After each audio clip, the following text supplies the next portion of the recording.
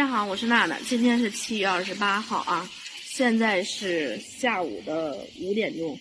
大家看啊，我现在是在烟台龙口东海旅游度假区。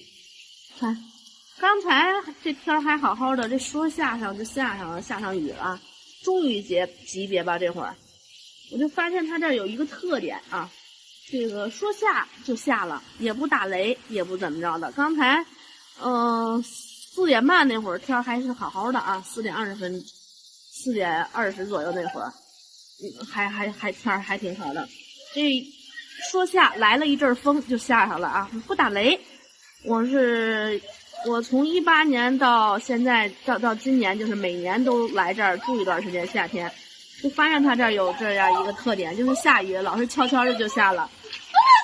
看我儿子他俩玩上了，在这雨里边打上架了啊！这会儿又越下越大了，这个雨啊。我们这个小区是一个供暖的小区啊，东海里边供暖的小区不多，好像是有2个。这个是海泰居，这个小区是集体供暖的，而且住的本地人也还挺多的。湿透了还上雨里玩，快回来吧！啊，我们每年夏天孩子放了暑假都会来这儿住一段时间。就发现啊，他这儿好像是下雨之前都没怎么打过雷，没有遇上过打雷出来的。而且呢，有的时候就是太阳还挺那个足的，说来一阵就来一阵，哎，这一阵雨下过去了之后又晴天了，就这样。它可能是海洋气候的事儿啊。好多人问我龙口这边潮不潮啊？说实话，真的不潮。龙口这边它是北向海，陆地的风往海上刮。它的海是在北边的，所以它这儿真的不潮啊。其实这边空气啊还是挺好的，除了有那个唯一不好的地儿就是东海度假区里边有一个电厂，有一个渔场，这一点不太好啊。